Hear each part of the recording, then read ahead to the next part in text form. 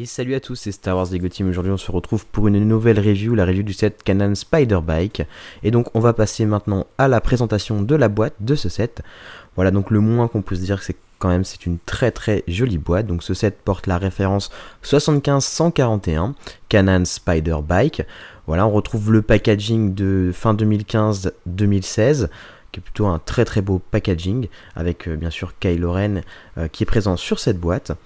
Le moins qu'on puisse dire sur cette boîte, c'est que c'est une exclusivité Lego, c'est-à-dire que vous ne pouvez l'acheter que dans un Lego Store ou sur legoshop.com, vous ne pouvez pas la trouver dans un autre magasin.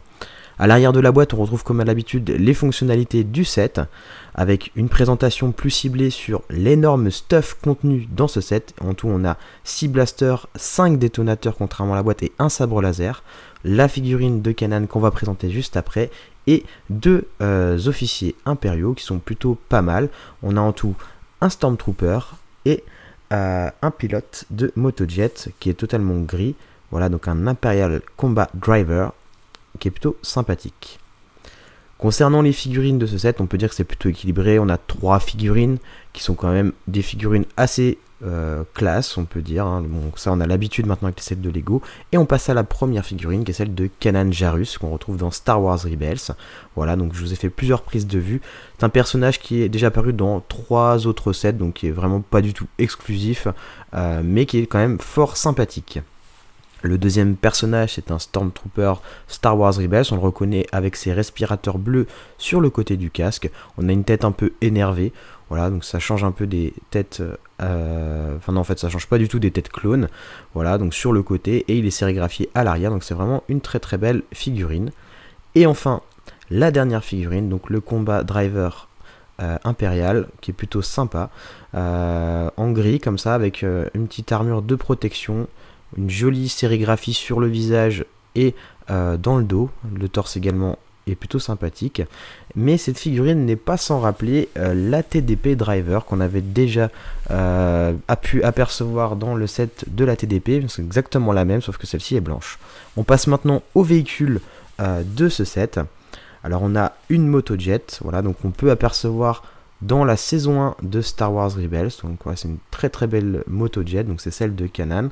On retrouve également des caisses de munitions impériales qu'on peut voir dans l'épisode 1 de la saison 1 de Star Wars Rebels, donc l'épisode pilote de Star Wars Rebels, où Ezra va piquer à la barbe et au nez de l'équipe du Ghost les caisses de munitions devant Kanan, et du coup ça va créer leur rencontre. Donc voilà, donc ça c'est plutôt sympathique. La motojet est vraiment très réussie, elle est jolie, les couleurs sont très respectueuses de la motojet en réalité. Par contre il y a un vrai défaut, c'est qu'une fois que Kanan Jarrus est assis dessus, c'est totalement impossible de lui faire tenir le guidon. Donc ça c'est vraiment un gros bémol de ce set, une grosse incohérence.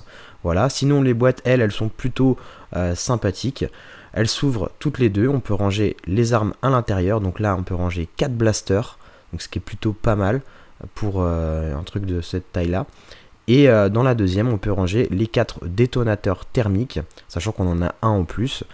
Et ces deux boîtes ont l'avantage de pouvoir être facilement utilisable dans un mock. Donc moi franchement je trouve que c'est un set qui est plutôt sympa et que je vous recommande vivement d'acheter pour son stuff, pour sa motojet parce qu'elle peut se modifier. Je pense que le guidon il est très facilement modifiable, et surtout pour ses rangements qui peuvent servir utilement dans un mock. Alors moi j'espère que vous avez aimé cette review, ce nouveau format de review.